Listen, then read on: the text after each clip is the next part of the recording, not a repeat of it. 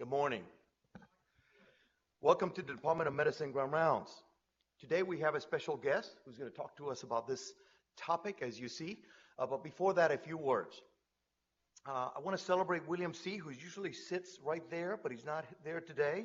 When you see him, congratulate him. He just became editor-in-chief of an open access journal, the International Journal of Transplantation Research and Technology. So congratulations to our division chief for BMT. The other thing is that this week is a special celebration for some of us. It is the 50th anniversary of that little-known series, Star Trek, that has spun a multi-billion-dollar economic enterprise, okay? And in 1988, there was this other little series related to this that is called The Next Generation, called Symbiosis. I don't know if you remember that. But basically, the Enterprise answers a distress call from a freighter that is falling apart.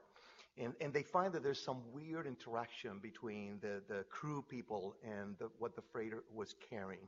And they thought it was medicine. It wasn't medicine. It turns out it was sort of a narcotic-type substance that they could actually not live without. So that sort of brings us to today. But a couple of other things. Number one, in 1961 on this day, the JAMA, the Journal of American Medical Association, published evidence linking smoking to heart disease. Dr. Daniel Nathan and David Spain studied 3,000 men and found, among other things, that if you were less than 51 years of age and you smoked more than 40 cigarettes a day, your coronary artery disease risk doubled. Okay? And yet they still remained, they said in the paper that it remained an open question whether the statistics were proved that heavy smoking was a cause of hardening of coronary arteries. This is 1961. New York Times felt it was so important that delivered about 4 sentences somewhere in the middle of the newspaper about it. But again, this is about narcotic use or abuse in Kentucky. And it's interesting that we know that narcotic use is related to behavior and is related to neurotransmitters and psychology and so forth. And I thought that was intriguing because today was the birth in 1890 of Kurt Lewin. Kurt Lewin was a German-American psychologist who originated the field of theory of behavior. He was one of the first to use laboratory skills and techniques to study behavior. And he felt that behavior related to positive and negative forces affecting an individual at any given moment. And if you consider that, you have to consider that whatever you do is based on the person, but also on the psychological environment that person lives in any given time. It was also the birth in 1903, over 100 years ago, of Martha Vogt, V-O-G-T. She was a German-British pharmacologist who left Nazi Germany for Britain and became a leading authority in neurotransmitters of the brain. In 1936, she co-authored a paper that showed how acetylcholine, released from spinal nerves, actually impacted the movement of muscles. She also studied how epinephrine and norepinephrine help brain cells communicate with each other.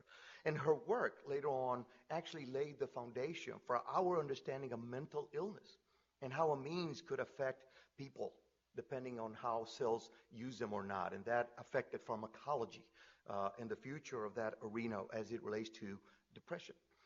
So with that, I'll leave you with Dr. Nancy Kubiak, who's going to introduce our speaker.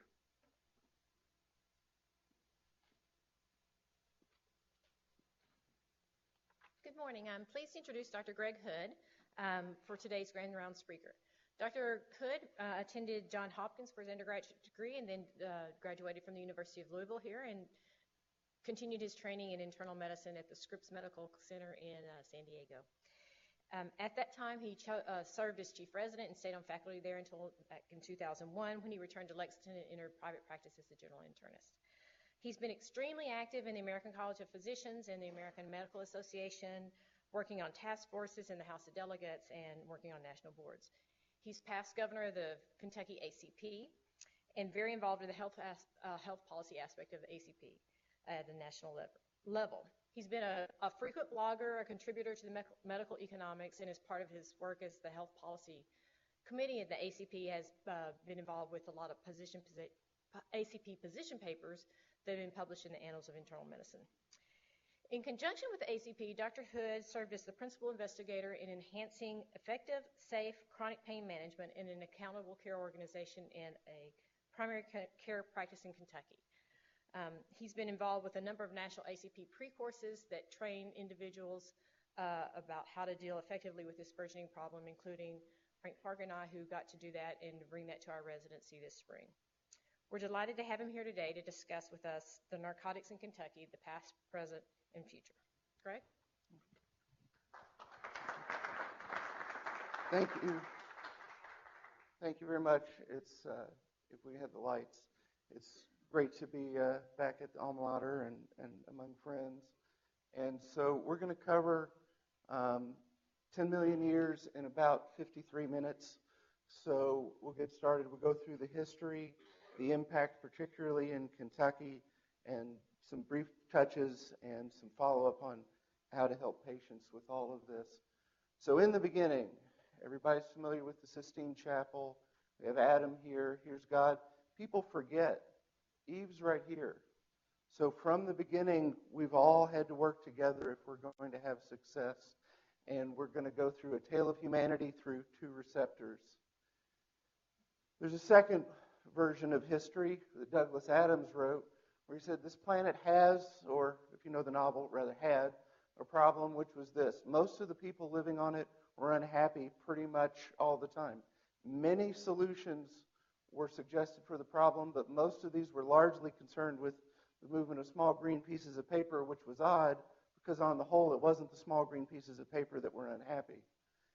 Many were increasingly of the opinion that they all made a big mistake in coming down from the trees in the first place. So the first receptor is the GABA-A. We know because researchers have been able to use the ADH4 genes in the digestive system of mammals to map genetic history of primates going back 70 million years. And there was a single genetic mutation 10 million years ago that endowed the subsequent primates with alcohol metabolizing enzymes. And the ability to process this alcohol allowed our ancestors to take calories and a little bit of euphoria from the excess supply of fruit that would fall out of the trees where the primates lived to the floor. And in a way that comes full circle, these primates decided they would take chances to seek euphoria and be on the ground where predators would police looking for food as well, instead of remaining safely up in the trees. Paleolithic humans descended from those primates, and as they would hunt and gather, we know from evidence in animal skin pouches, they would carry wild grapes and let them ferment as they would hunt and make their own alcohol as they walked and consume that. 12,000 years ago, as you start to enter the Neolithic period and the advent of agriculture, people began to be able to grow and store extra food, which gave more opportunities for fermentation. And so Neolithic humans developed purposeful ways to do this, and alcohol entered the human diet consistently for the first time. Alcohol and benzodiazepines, of course, are both positive allosteric modulators of GABA-A, and this point becomes particularly important 11,000 years later in New Jersey. Alcohol starts to become a problem for humans once they're able to intentionally ferment the food, because it generates far more ethanol in amount and concentration to be available than was normally found in nature. Now moving to the second receptor, the mu-opioid receptor. 7,000 years ago, centuries of Neolithic breeding and cultivation of a Mediterranean-growing wild strain of poppy led to the development of the opium poppy, the sleeping poppy. It's the only poppy used in the world to produce opium. 4,000 BCE, we know that as far-flung as Samaria from writings and from fossil findings in the lake region of Switzerland, that opium is widespread throughout the comparatively civilized world at that time. 1,000 years later in Egypt, we know that the physicians were promoting the household use of opium preparations to families. We look at the Greeks and Romans, their gods of sleep were always represented either carrying or wearing poppies. And in the Odyssey, the second oldest piece of literature in our civilization, sounds a lot like an episode of Justified, where he refers to it as a drug that had the power of robbing grief and anger of their sting and banishing all painful memories. No one who swallowed this dissolved in their wine could shed a single tear that day, even for the death of a mother or father, or if they put his own brother or son to the sword and he was there to see it done. Galen, in the same civilization, listed this long list of indications for opium, if those look familiar, still promoted for some of this today. We move into the late modern era of history. Paracelsus, who's a very famous physician in our medical history, concocted laudanum by extracting opium into our old fermented friend brandy, distilled friend brandy, producing a tincture to which he made his own secret recipe that included various things, henbane and frog spawns, so that he was the one that could get the money for it. In the 1400s also, the Arabs, having been expelled from Spain in the Reconquista, blocked the traditional routes for the Spaniards to get silk, spice, and opium, which led a known opium addict named Columbus to seek a new route to have access to these supplies. In the 17th century, Thomas Sydenham, who was a pioneer in English medicine, standardized laudanum into the classic formulation that persisted for centuries thereafter, with 2 ounces of opium, still a little more pleasing ingredients than frog spawn, using saffron and cinnamon dissolved in canary wine. Laudanum vials and raw opium at that point were available at your corner drugstore or grocery freely in England and in other countries as well. In 1804, a German chemist was able to isolate morphine from opium for the first time. The resulting alkaloid allowed precise measurements of dose for the first time, but it didn't stop his wife from dying of a morphine overdose, which was, I think, the first recorded morphine overdose in history. This is a global effect. Fighting over opium, policies over opium, didn't just begin with the war on drugs. The first and second opium wars were fought between China and the world powers of France and UK in the mid-1800s. Chinese migrants during this time promoted the production of opium in what would come to be known as the Golden Triangle of Southeast Asia. In 1843, Wood invented a new way of providing morphine by syringe injection. All of this helped with the supply and distribution of narcotics, such that 10 million pills were dispensed to wounded Union soldiers alone during the Civil War. Throughout the remainder of that century, opiate addiction was referred to as the army disease. In the 19th century, as in Egypt, opiates were widely prescribed, particularly to upper and middle class women, to cure female problems. Laudanum was cheaper than beer or wine. In 1874, Wright boiled this down, used acetic anhydride, produced the world's first heroin, which he called that because it was a heroic compound, which is a word Paracelsus used. Both of them thought this would create something that would be great to help people but not cause addiction. Both were wrong. Heroin, starting to concentrate outside of what you could find in nature with the opium poppy, as a morphine equivalent of 3. And at the end of the century, Bayer, the makers of aspirin, perfected the commercial scale production for heroin and began selling it over the counter as a cough suppressant for children. In the 20th century, a couple of facts that may seem unrelated, but they'll come back. Purdue Frederick is charged in 1914 with overstating the principal benefits of its product, an alcohol-based medicinal tonic. 2 years later, oxycodone is derived in Germany. In World War II, the French, because the Japanese and the Chinese weren't giving a lot of access, feared they weren't going to be able to get opium, so they encouraged opium production by the Hmong in Laos to be increased. And in 1955, as I promised, in New Jersey, Leo Sternbach discovers Chlordiazepoxide. The first time in history we have the triple whammy, where you can have a higher potency of alcohol than nature intended, you can have benzodiazepines to hit the same receptor, and we have the mu receptor that we can work with in ways that nature never intended.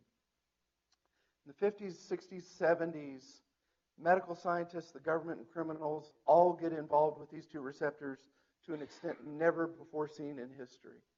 Heroin in the 50s in the U.S. was really confined to the jazz music scene in major urban centers. In 1952, three brothers that are psychiatrists that will become increasingly important, the Sacklers, purchased Purdue Frederick and began promptly selling earwax removers, laxatives, and antiseptics. The U.S. heroin trade throughout this time was dominated by the Corsicans and Mafia, distributing the raw opium that was refined in Marseille labs, which is where you get the movie The French Connection, if you've seen that. 20 years after the jazz scene was the extent of heroin use in the U.S., the number of heroin addicts reaches 750,000. The U.S. was determined to stop the spread of communism and made alliances with drug warlords in the Golden Triangle to help contain China and the progression of communism. The U.S. and France supply ammunition, arms, and air transport to protect these warlords and their production and sale of opium. In particular, the U.S. works with the Hmong, the old French allies. If you all remember the movie Gran Torino, that's the ethnic group that Clint Eastwood interacts with, and it's the Hmong drug dealers that shoot him down in the end, which is a spoiler if you haven't seen the movie, I'm sorry. The result of all this is an explosion in the availability of heroin in the U.S. Saigon's fall in 1975 shifts the access for opium to Mexico, which becomes important in a minute. And then the U.S. and Mexico get serious about the war on poppies, and that pushes where the world supply moves to Afghanistan as a chief supplier. While all this is going on, our friends, the chemists and scientists, are just working away busily in their labs. Lee and UCSF in the 60s, working on things to try and help deal with fat, encountered beta endorphin, but he didn't know what it was, so he just put it in a drawer and kind of forgot about it. In 1972, Johns Hopkins researchers discovered that the human brain has neurons that have specific receptor sites for opiates, clearing up the mystery of why do people all over the world have these plugs in their brain for a plant that comes from the Mediterranean and the Middle East. Hughes and Kosterlitz from Aberdeen discover in Keflin, and that it shares these characteristics, and the whole world goes, aha. He thinks that this could be a foundation, if this sounds familiar, of a painkiller that would not be as addictive as the ones that have been previously generated. But that's not true. It's really very weak as an analgesic, but is extremely addictive. Lee realizes that beta endorphin that he had found before contains enkephalin. He injects that directly in brain and research and finds it's 48 times more potent than morphine, and that IV it's 3 times. As our ancestors had done with alcohol thousands of years before, modern humans have super concentrated the opiates to levels impossible to find in nature. Laudanum, which, if you've seen The Shootist with John Wayne, was a highly controversial medicine at the time because of its properties, was the equivalent of 1% morphine. And in fact, a lot of the blame that laudanum gets actually probably had a lot to do more with the alcohol and alcohol withdrawal than the opiate content in laudanum. Buprenorphine and fentanyl, by contrast, have 30 and 80 times the potency of morphine. Keeping in mind the passage of money and how it manipulates things, one man has a seminal role in changing our world. In addition to the purchase of Purdue Frederick, in fact, largely funded by his other company, Arthur Sackler owns an advertising agency. And in the 60s, he used his scientific knowledge and his advertising skill for one of his contracts to expand the recommended uses for Valium, which was the second benzodiazepine to market, but by far became the first $100 million drug in U.S. history, largely because of his marketing efforts. His innovation was to sell drugs by lavishing doctors with fancy junkets, expensive dinners, and lucrative speaking fees. His approach was so effective, of course, the entire pharma industry adopts it. He was also one of, if not the first, to do direct-to-consumer advertising attempts. Things start to get complicated in the 70s. The same month, coincidentally, that Janis Joplin and a half dozen others unintentionally overdosed on heroin of much greater potency in LA. The government enacts an act that sets our controlled substance schedules that we live by today and that House Bill 1 breaks down our processes with our patients by, and also in a number of ways expands law enforcement and drug treatment. The next year in speech, Nixon calls drug abuse public enemy number one and emphasizes treatment, particularly for heroin addicts in that speech. He tries to target the trendy image of illegal drugs. He asks Elvis to help him in a prescient twist of fate. 7 years later, Presley dies himself from drug overdose, but it's prescription drugs. 14 different legally prescribed drugs, including narcotics, in his system at the time of his death. In the 80s, landmark studies come out. Porter and Jick published an 11-line letter to the editors in the New England Journal of Medicine, asserting from their experience that addiction to narcotics is very rare. They don't provide any of the data in this 11 lines. The letter is seized upon as a proof of new concept by Purdue Pharma and others. In 1984, Purdue, the makers of earwax removers, entered the pain market, adding a time-release mechanism to morphine, selling it as MS Contin. Over the next decade, sales exceed $475 million. In 86, Portnoy and Foley published Chronic Use of Opioid Analgesics in Non-Malignant Pain, finding that of 38 cases, only 2 became addicted, which led Portnoy to conclude that opiate maintenance therapy can be safe, salutary, and more humane than the options of surgery or no treatment in those with intractable non-malignant pain and no history of abuse. In the 80s, a lot of the patients, and I worked with studies in this when I was at Hopkins, of the heroin users acquired HIV largely from sharing of contaminated needles. Their subsequent use, or their subsequent deaths from complications further stigmatizes needle use, and people begin smoking and snorting heroin instead because you can't get HIV from these routes. So this leads to a new delivery model of a greater potency heroin. Customers call a pager, and the dealers deliver drugs via car, which they've kind of learned from the pizza delivery guys, and heroin use rises sharply, particularly because the drug dealers' target audience is white, middle-class, working clientele. One town in Mexico, in particular, was making black tar heroin, and they began to market in the U.S. as a cheap, easy substitute for prescription painkillers. The purveyors from Jalisco avoided the big cities and went into areas where there were particularly high addiction rates, such as Appalachia. Their heroin was more fresh and more potent than Asian heroin. If you look at this map, obviously you see Mexico, the Golden Crescent, the Golden Triangle. Drugs lose a lot of potency if they have to come that far versus that far. Black tar heroin now counts, from Mexico, now counts for 2/3 of U.S. heroin market. In the 90s, pain as a fifth vital sign emerges. Porter's 11-line letter is repeatedly used to justify the use for opiates, including a 1990 Scientific American article that called the 11-line letter to the editor an extensive study. In 95, the CFP called the study persuasive. And in 2001, the scientific magazine Time said that this landmark study demonstrates that the exaggerated fear that patients would become addicted to opiates was basically unwarranted. December 12th of 1995, the FDA approves OxyContin, and I've used brand names in this case. Purdue promotes it for a broad range of non-cancer chronic pain addiction, quoting in their promotion materials addiction rates of much less than 1%. So why not? Drugs are cool. They're all in the movies. You've got The Doors, Gia with Angelina Jolie, Train Spotting, and other movies. Heroin chick models like Kate Moss rule the runway.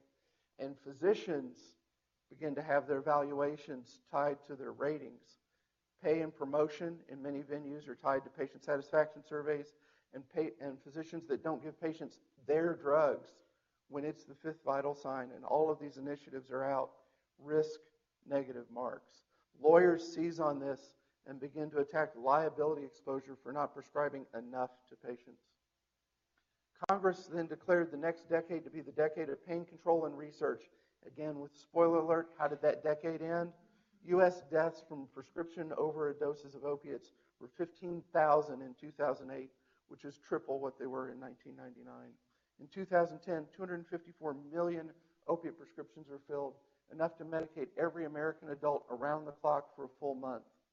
In 2010, non-medical use of prescription painkillers cost health insurers $72.5 billion annually in direct health costs. Portnoy, who had that 1986 study and was also the 96 co-author of the landmark consensus from two major pain societies that had advocated that there was little risk of addiction or overdose in pain patients, admitted none of the papers represented real evidence. And yet what I was trying to do was to create a narrative so that the primary care audience would look at this information and feel more comfort about opioids in a way they hadn't before. In essence, this was an education to destigmatize opiates, and because the primary goal was to destigmatize, we often left the evidence behind. Going back one more time, just to 96, OxyContin in its first year accounted for $45 million in sales. Arthur Sackler, the next year, was one of the first initiates into the Medical Advertising Hall of Fame. Yes, there is one. That same year, a Purdue marketing executive emailed senior Purdue executives warning that taking the time to read about OxyContin abuse on addiction websites was enough to keep a person busy all day. In 2000, OxyContin sales reached $1.1 billion, an increase of over 2,000% in 4 years, and the U.S. Attorney in Maine warns of rampant abuse. By 2002, Purdue Pharma had identified hundreds of doctors by internal documents who had suspected of loose prescribing of OxyContin. 5 years later, they agreed to pay a $600 million fine to the federal government, and its three top executives were fined $34.5 million, but don't worry about them because the company kindly picked up their tab. The same year, after the settlement, Purdue announced new and expanded high-powered internal security that it has set up to guard against the illicit use of its drug. The same year that Kentucky filed suit against Purdue, saying no state has been more devastated by the nationwide opiate problem, that there were several gateways, but they all led to an implacable addiction because there was simply so much OxyContin available for over a decade, it trickled down and became a street drug, as easy as picking up fermenting fruit from the floor of the jungle. 2009, a Purdue sales manager referred to one doctor in internal documents who in 6 months had prescribed $6 million in street value pills, saying, "Shouldn't the DEA be contacted about this? I feel very certain that this is an organized drug ring." By 2010, 1.1 million pills had been prescribed from this clinic alone. Purdue doesn't inform the authorities until years later, after the clinic is already out of business and its leaders are already under indictment. The profits that year for Purdue were $3.1 billion for OxyContin, which was 30% of the U.S. market. The makers were concerned, and they did reformulate their abuse deterrents, which hurt street prices, and within months, the supply of the old formulation were consumed, and many dependents switched to heroin. By 2013, Purdue's list had grown to 1,800 suspicious doctors and pharmacies attained by various methods, including their own surveillance operations. Under federal law, all drug makers must alert DA to suspicious orders. The patent for OxyContin expires. That year, the existence of the database is first released to the public at a drug dependency conference in San Diego. 2 years later, the Sackler family joins Forbes' 20 richest families in the U.S. with a net worth of $14 billion. That same year, Purdue settled the lawsuit with Kentucky for $24 million. Purdue, though, it has all along been trying to help patients, of course, and they have worked to combat the epidemic, although they won't give figures on their dollars. They do have a number of initiatives, including operating websites that report on drug crimes and offer rewards for successful prosecution. They distribute brochures to the police that fit in the visors of their squad cars with photographs and names of frequently abused drugs to help them identify them on the street. They supply hotlines. They supply brochures. They also have given thousands of height charts to put in pharmacies so that witnesses to drugstore robberies can help more accurately describe the height of the perpetrators, given the unfortunate but accurate conclusion that dispensing OxyContin in your pharmacy greatly increases your chance of being robbed. Opium is, first and foremost, an addiction of loneliness. Common sense and experience and some experts throughout history have always been present as a counterweight to the drive for more prescribing. For instance, De Quincey in 1821 wrote, "Nobody will laugh long who deals much with opium. Its pleasures are of a grave and solemn complexion." In the 1980s, some of us in the room will remember the commercials from the Partnership for a Drug-Free America. And the original experiments were done with both cocaine, which was usually portrayed in the commercials, and heroin, finding that if you put a rat in a cage alone with 2 water bottles, one bottle being plain water, the other being laced with drug, 9 out of 10 times the rat will become obsessed with the drugged water and keep consuming it to the exclusion of all else until death. Alexander in Vancouver was curious about this. He noticed the rat was just in a bare metal cage with 2 bottles. It has nothing to do but drink the drugs. He wondered what would happen if the experiment was run differently. So he built Rat Park. The rats had this big area, multicolored balls, all the best rat food, tunnels to explore, plenty of rat friends to hang out with. So what happened? In Rat Park, all of the rats drank from both the water bottles because they get thirsty and they're just bottles. But the results were strikingly different. The rats in this good life don't focus on the drugged water. They consume less than a quarter of the volumes that the drugs that the rats in the original experiments did. None of them die, and while all of the rats in the isolated cages became heavy users, none of the rats in Rat Park did. He then repeated the original experiments, built compulsive user rats, letting them use opiates for 57 straight days. He then took them out of the bare isolation cages and put them in Rat Park. The rats twitched a little bit and had a little bit of withdrawal, but soon they stopped their heavy use and went back to having a normal rat life with their rat friends. So are there parallels for humans? And indeed, there are. Vietnam, Southeast Asia, heroin. Time magazine ran a report saying heroin use was as common as chewing gum. 20% of soldiers were reported as addicted to heroin by the Archives of General Psychiatry. And the American populace was terrified that a large number of addicts were going to come back when their service ended. But in fact, about 95% of the veterans, according again to the Archives of General Psychiatry, simply stopped when they came home, and very few did so with the use of rehab. When they came out of their terrifying cage of Vietnam to ostensibly a more pleasant one in the U.S., they didn't seek the drug anymore. Alexander argues that this is a profound challenge both to the right-wing view that addiction is a moral failing caused by too much partying, and the left-wing view that addiction is an inevitable disease taking place in a chemically hijacked brain. He argues that addiction at its heart is an adaptation, that it's not you, it's your cage, and that the opposite of addiction is not sobriety, it's human connection. Many other elements we all know go into successful and sustained abstinence, but human connection and social supports are indispensable to success. These maps are really complicated, but they boil down to 2 things. On the left, you have a map of prescription opiate doses in the U.S. mapped out. On the right, you have a map from metadata from a social online dating service that maps loneliness.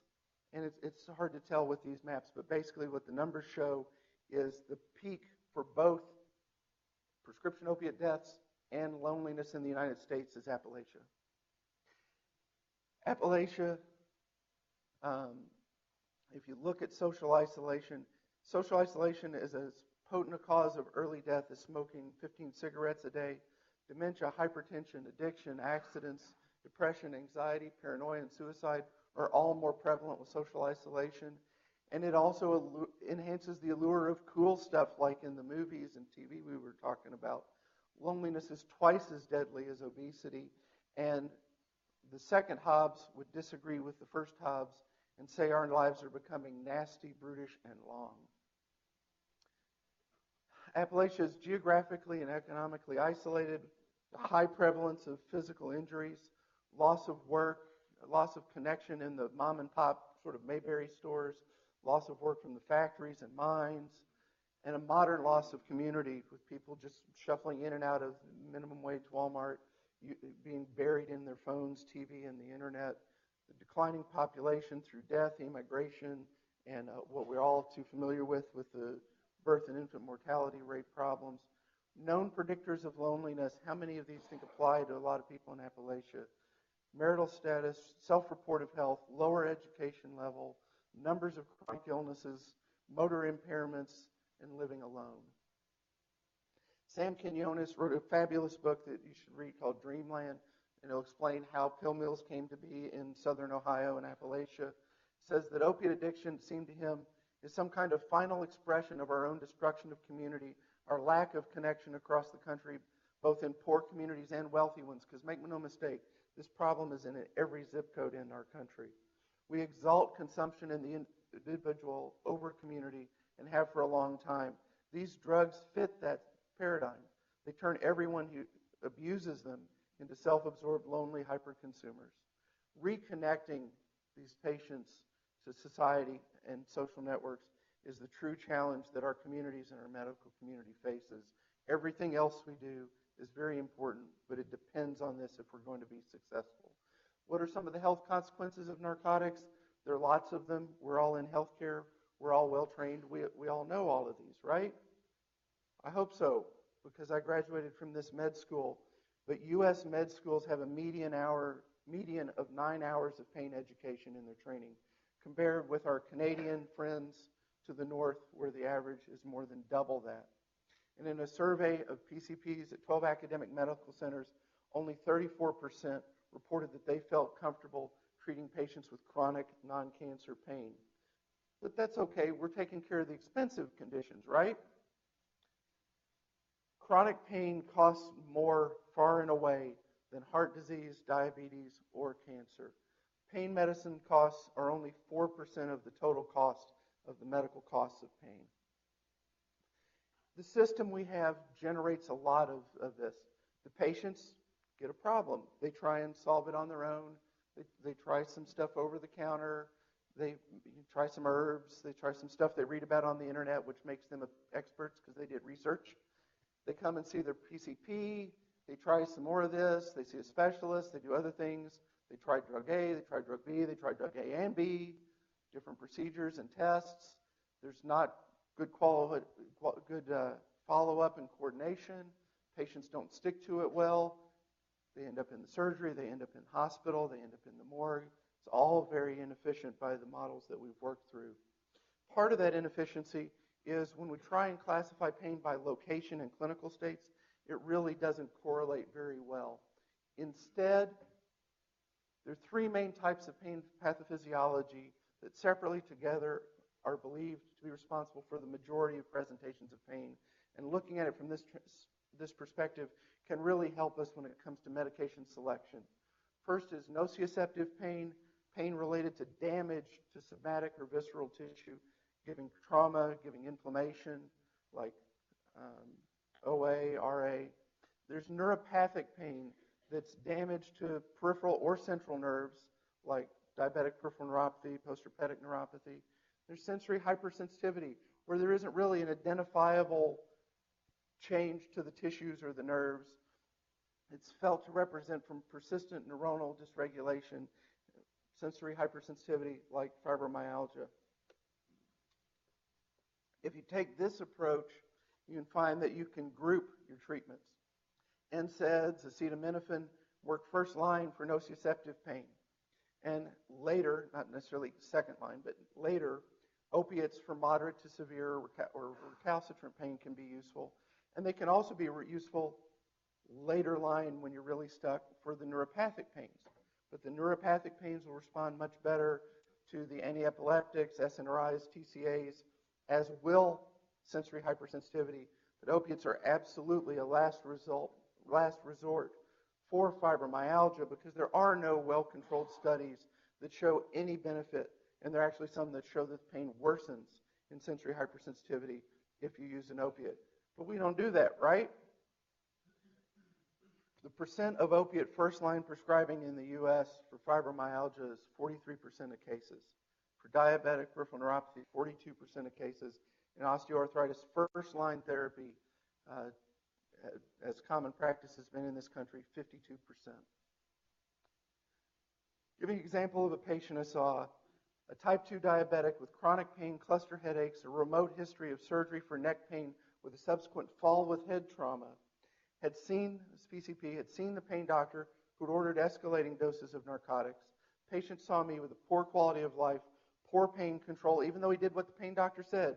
And as he had more pain, he kept escalating his narcotic until his hydromorphone was at 226 morphine equivalents.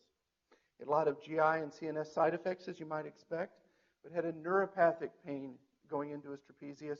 When I saw him, winter was coming, which always would make the pain worse. His primary pain was neuropathic, but his primary pain medicine was nociceptive. He also had psychogenic secondary pain because he was co-prescribed the big three.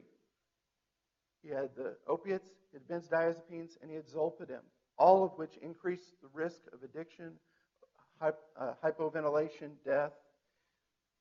Pain that is psychogenic is pain that is increased or prolonged by factors like fear, depression, stress, and anxiety. So my PA and I went over it before the visit. Everybody was dreading, oh, here comes somebody wanting their drugs. We talked about the goals of treatment, how we were going to make this fit with our laws and regulations in the state and improve the standard he was being treated to. We identified the neck tenderness, where his fall had undone the benefit of his surgery. Spasm, nerve distribution of pain. We added a TCA, muscle relaxant, and gave him education on the medicine. He came to understand that pain didn't necessarily mean increase the opiates. He himself weaned his hydromorphone by 80 milliequivalents in 6 weeks while his pain rating was lower than it was when we first met. He had significant improvement with the change in medicines. He felt empowered. He felt hopeful. He actually felt excited. He enjoyed going to physical therapy and taking walks and worked to continue to proactively wean the medicine schedule. Before this, he was in the office 9 visits in 12 months. With this, he had the 4 visits in 12 months to comply with House Bill 1. Also had a 50% reduction in phone calls and staff contacts. This, by fixing our approach and helping patients get better, this is how we help alleviate the primary care access problems that are created by the requirements to see patients more often than some have been seen previously for their controlled substances. House Bill 1, known as Something Must Be Done. Something had to be done. 60% of deaths were occurring in patients given prescriptions that fit the prescribing guidelines of the medical boards across the country. Only 40% from people abusing drugs, getting multiple prescriptions, doctor shopping, diverting. Pill mill bill was introduced with no physician input on purpose in Kentucky. And it led to a lot of internal inconsistencies and confusion when the bill and regulations came out. One politician said to me 48 hours before the law went into effect, "We're not going to regulate all controlled substances, only those that have a potential to be habit forming." Apparently didn't read the original federal regulations or understand at all what a controlled substance was. There's a lot of confusion. Ambien and how it was managed was changed in the House Bill 1 related regulations, but Sonata or Lunesta weren't, and there were many other inconsistencies that were later addressed. House Bill 1 is very complicated. You want to go through what UofL teaches you in compliance in great detail to make sure that you are in compliance. In particular, though, if you have a DEA number, you have to be registered and use the CASPER system. Even if you never are the primary prescriber, you still want to understand your patients and periodically check some CASPERs. You want to document and examine care plan, including but not limited to many different things. One, if they're exempt from monitoring and why, but a detailed treatment plan written down and followed up initially at monthly intervals unless you can document a rationale for lower risk and seeing them less often. Their screening tools must be used and also must be retained in the records. You also want to record a history of legal or illegal substance use by the patient or first-degree relative, and you want to list the first-degree relative in your chart by name in case there's a later audit or action. A written discussion, full informed consent, documented in your notes, signed, and in our practice, we give the patients a copy of what they've signed after we've scanned it in so they can't go home and say they didn't remember what they agreed to. There are many other requirements to make sure that you're in compliance. There were negatives when House Bill 1 came out, the confusion. Number of physicians retired early, not because they were necessarily doing anything wrong. This was just confusing and a huge change in hassle, and their 401ks are good enough, and they just said they were done. There were physicians that stopped prescribing some. There were physicians in the state that stopped prescribing all controlled substances, which further limited access to primary care because the other offices pick up those patients. But also, there were more mandated patients. If you had patients that historically you would give this and you knew you were okay seeing them 6 months or a year, it was not at all clear you could see them less than 90 days without getting into trouble. Cherry picking and lemon dropping of patients is strongly suspected to have occurred, and we know that a number of patients would turn to alcohol and other substances as substitutes. There were missed opportunities in how this rolled out. Heroin as a substitute happened very quickly once they ran out of their pills, as could be expected. Law enforcement started within 2.5 weeks reporting overdoses, and this is a higher potency heroin. These were patients that had been in the Kentucky education system. Maybe their math skills weren't that great. They made math errors. They didn't have mentors because they all died in the 80s, and so they overdosed and died. Heroin overdoses in this state went up 550% in 1 year. Jefferson County had the most overdose deaths in 2012 at 167. The largest increase was in Campbell County, where it increased by over 100%. But still, alprazolam hits the same receptor as the fermented fruit, remained the most detected controlled substance in overdose deaths, and that's why polypharmacy is very important in what we do. There was also a perceived spike in home invasions and copper wire theft and others to fund the payment for illicit sources of controlled substances. In December, the regulations were changed. In March of 2013, House Bill 217 amended the pill mill bill. The governor admitted publicly that common sense improvements were necessary. He stated that there had been recognition that issues needed to be worked out for the comfort of the most pain-stricken patients and for the practical needs of physicians. Speaker Sternbach stated that it would make it more workable from a practical standpoint and make the law consistent with KBML regulations, which was a huge point because those discrepancies were significant areas of confusion for practicing physicians. There were a number of positives. A lot of pill mills were closed. Physician use of Casper improved greatly. Overall, the quantities of controlled substance prescriptions in Kentucky declined, the largest drop in Floyd County. There was an increased frequency of visits with controlled substance patients, which likely improves care. There was also, through that, likely a reduction in liability for the prescribers, and valid, legitimate patient satisfaction typically is felt to improve. There's a mandate in this law for re-education and an implied mandate for additional research. As mentioned, I was our governor for ACP, an organization UofL has a long relationship with and is a strong supporter of. Was also on the National Health and Public Policy Committee. We knew House Bill 1 was passed into law in May.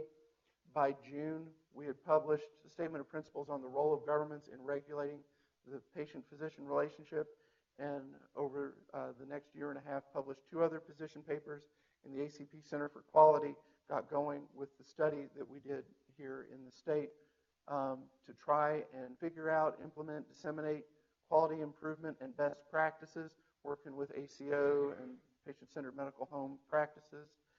We've got with the providers, what did they think the problem was? What was their attitude? What did they need? Help them with knowledge and practice and performance improvement.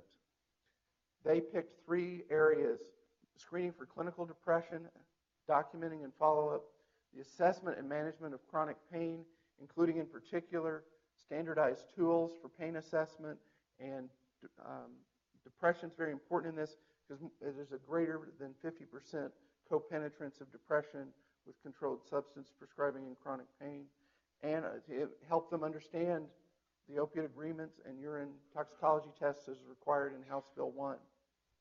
We did site visits to help see actually what they were doing and identify opportunities.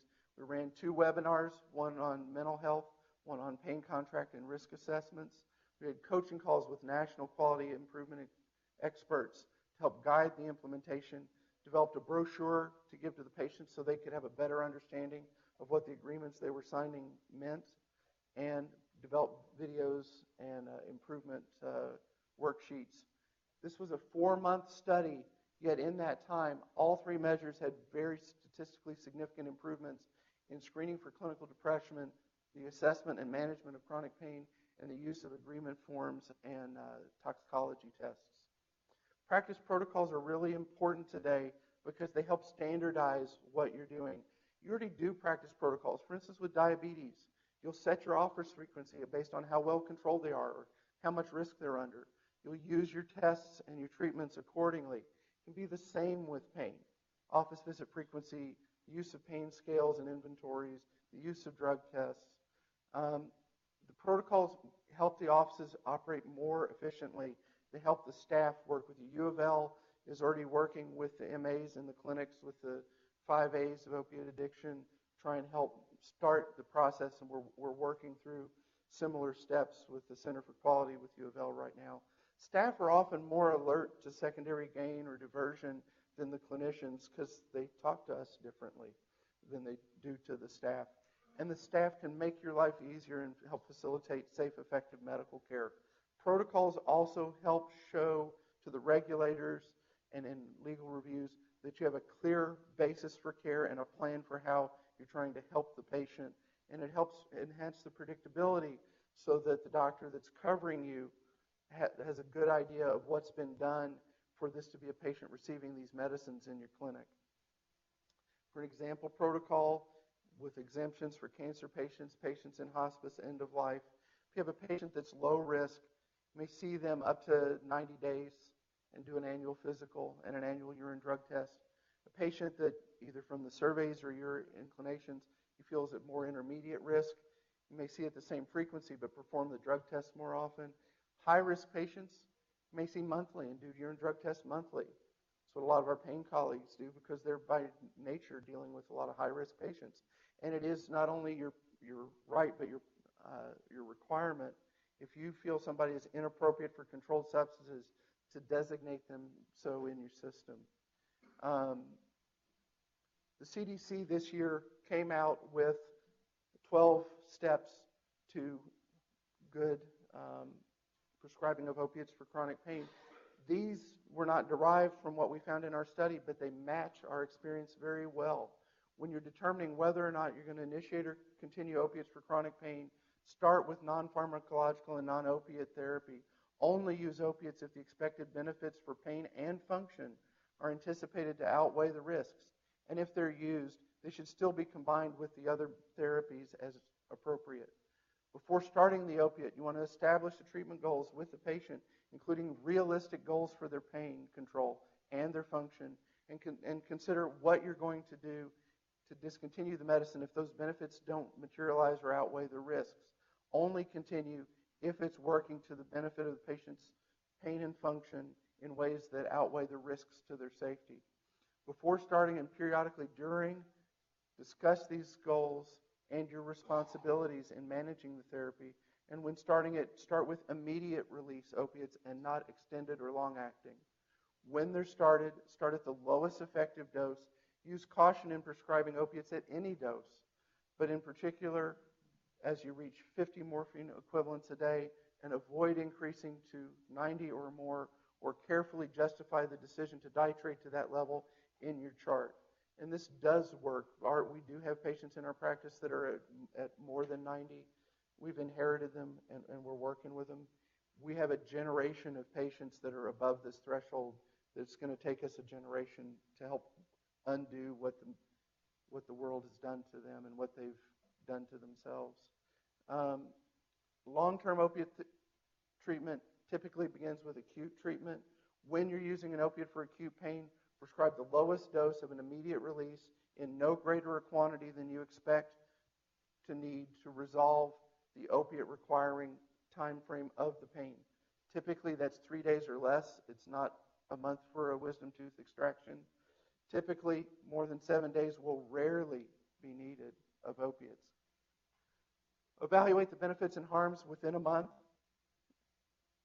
and of initiation or of dose escalation, and evaluate the benefit and harms periodically at intervals of no greater than every 3 months. If the benefits aren't working out, work on how to decrease the dose, optimize other treatments, or discontinue the opiates altogether. Evaluate for the risk factors for harm.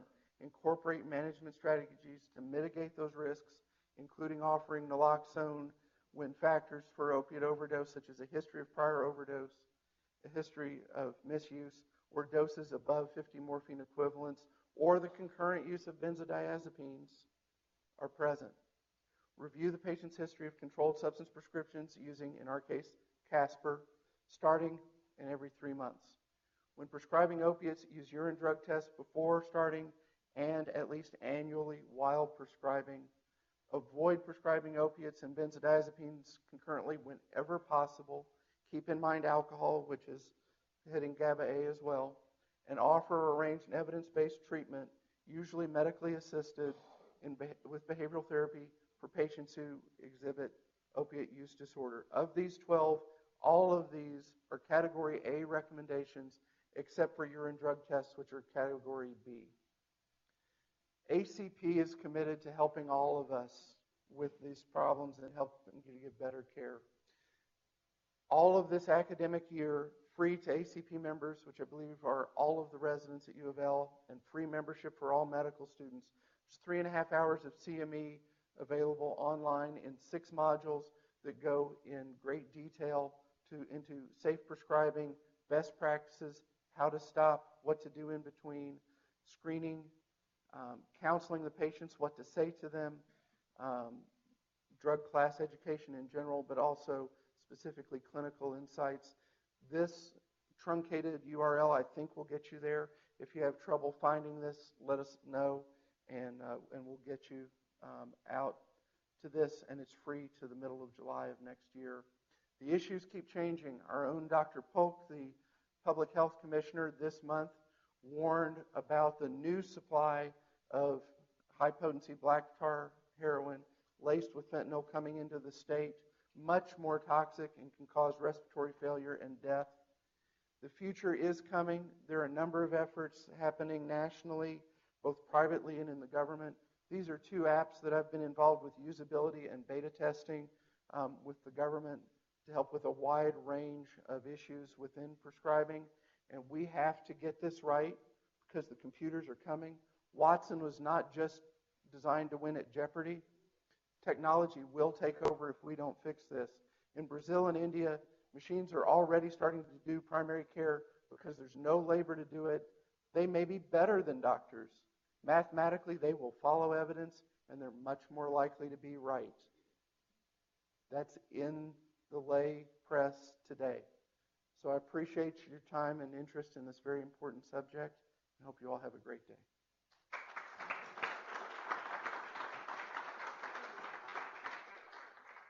Thank you so much. That was a tour de force of the history. I really enjoyed that because there's a lot of information there that is very helpful. I was particularly intrigued by the rat experiment. I like the cage experiment. I like the cage analogy, extrapolation of the areas. And I appreciate the efforts of the ACP and all your efforts in that. I thank you for that. I guess what I'm concerned about, and it's something that I'm sure you think about a lot, is that our efforts are focused on what we can control, which is messing around with the water and not messing around with the cage. How do we do that? It's been a huge challenge as as physicians across the board, but particularly in primary care, face greater and greater time crunches and time challenges. But I think part of why this was important to me to have in the speech, and part of why you've identified this as well, Dr. Roman, we all went into medicine to help patients. And patients are our fellow Americans, our fellow humans. They're parts of our community. If we're not helping our community, if we're not engaging with our patients as people instead of charts or bits of data in an EHR, then we're really missing our opportunity to fulfill the calling of our profession.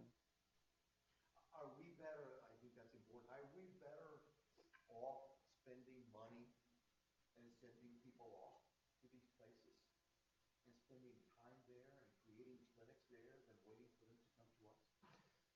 It's a good question, and certainly the clinics, both locally and the ones that you can go off to and throughout the country, from California to Georgia, all have very important roles to play and can be very successful for patients.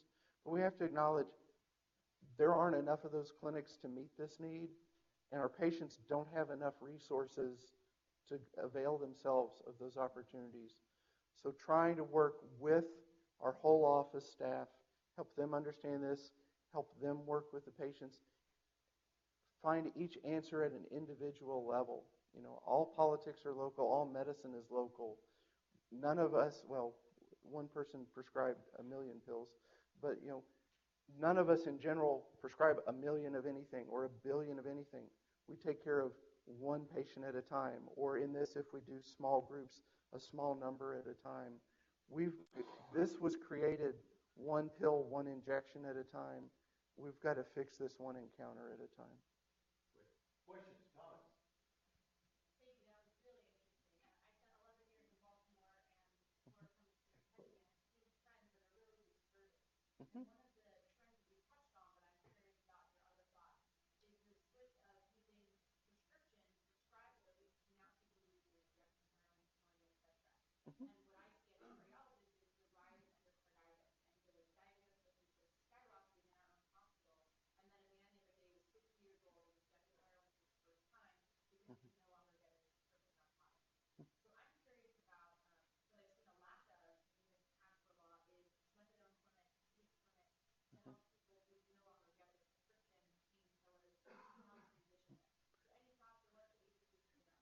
There couldn't be the focus on the clinics because a big part of the effort was driven from law enforcement to drive bad actors out of the state, and it created a very chilling climate where primary care and pain colleagues both eschewed Kentucky to go to other states to have to set up their practices just because it was so chaotic and confusing. I really can't underemphasize how complicated and confusing that time was.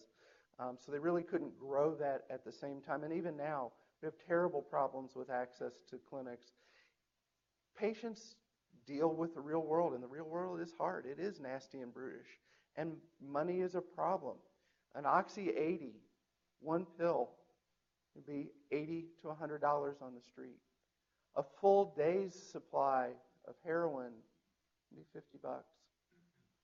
That's still a lot of money a day.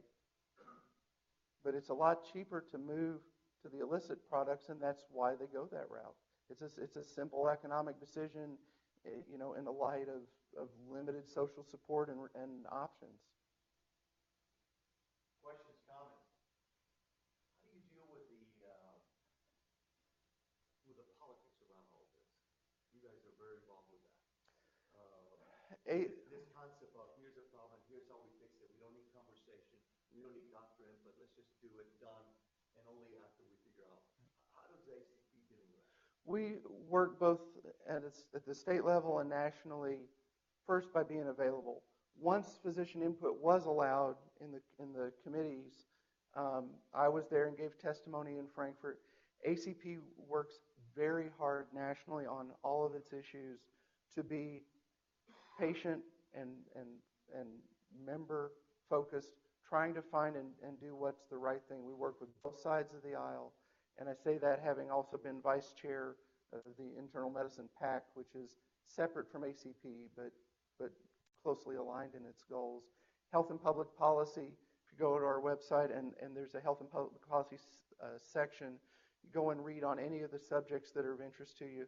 I think you'll find we've worked very hard, no matter how contentious the issue is, to try and strike a balance, and not a balance that's balance for balance sake, but tries to weigh the evidence wherever possible, but not, as Dr. Alexander said, there's not a right-wing solution to the world. There's not a left-wing solution to the world. There's human solutions to the world, and that's where we try and be. Great. I like that. Well, so listen, we have a tradition here in the Department of Medicine of giving people, trust me, you will walk out of here. That's Gregory beautiful. Hood, Medicine Ground Rounds, University of Louisville, September 8th. Thanks for all the work that you